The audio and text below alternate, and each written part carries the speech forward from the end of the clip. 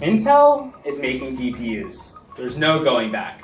So as soon as I heard the announcement, I decided I'd make a video to deliver all the relevant hard information, as well as my own and other speculations.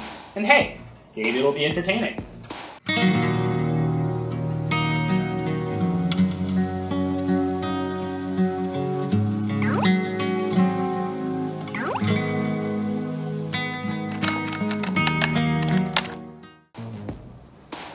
So actually, several Intel GPU announcements were made quite a while back, but those were just about the boring, bog standard laptop and data center GPUs. We wanted to see the gaming GPUs, the ones to compete with the likes of Nvidia and AMD. Intel delivered Arc. It's based on the Intel Xe HPG architecture with a 6nm TSMC process node, and features various different models both for now and the future, with such amazingly ridiculous names as Alchemist, Battlemage, Celestial, and Druid, with Alchemist rumored to release in early 2022, with the others sometime afterwards. First, the hardware. It will include hardware ray tracing, as well as their own spin-off of DLSS called, appropriately, Xe Supersampling, with dedicated AI cores, which, by the way, puts them ahead of AMD FSR, which is only a very basic upscaler that doesn't use any AI capabilities and doesn't truly give the quality of supersampling. In fact, they actually hired the person in charge of DLSS to do it for them, so it should be extremely similar. The various GPU models are rumored to come with between 96 to 512 compute units, 768 to 4096 shader units, and between 4 and 16 gigabytes of VRAM, as well as being able to hit 2200 MHz clock speed, which is actually faster than most GPUs on the market. The top model is supposed to have a TDP of 250 watts. Here's the full spec sheet for all the details. According to a leaked TimeSpy benchmark, the top-of-the-line model, with 512 CUs, 4096 shaders, either 8 or 16 gigabytes of VRAM, is supposedly competitive with the RTX 3080, or even the 3090.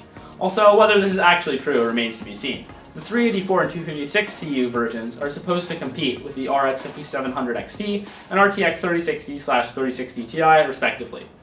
All the models are supposed to come with built-in overclocking right in the base drivers. If Intel's trailer can be believed, a pre-production Alchemist GPU appears to be able to run good-looking games, such as Metro Exodus, at high graphics settings with ray tracing and at least acceptable frame rates. Although the exact FPS is not shown, looking kind of sus, Intel. Maybe it won't live up to the hype, but I can't see it being anything less than competitive with Nvidia and AMD, and especially good for us gamers. Why? Because Intel isn't dumb. They know that this turning out to be a flop would be the biggest PR nightmare in history. They did not set out to launch this without knowing that would be a viable option in today's games. And I know they're willing to price it lower than their competitors to stand out as the new guy, especially in today's market. I'm truly excited for this release. First, it means more competition in the GPU market, something which is almost never a bad thing for us, consumers, especially because it appears that Intel actually has a chance of giving Nvidia a run for its money on features, which is something AMD is failing on thus far. Second, with the new release, maybe some of us will get lucky and get a cheap GPU if we're fast. Third, we've all secretly wanted an Intel PC, right? Wait, no, that's nobody. But don't kid yourself, this is not a solution to the current GPU crisis. Far from it. Intel is not actually manufacturing these GPUs in their own fabs. Instead, they're buying capacity from TSMC, the same place that manufactures current Nvidia and AMD GPUs, which is currently hopelessly bogged down with production, and has actually recently increased the price of manufacture, which means that at the moment, we're stuck. What can we do?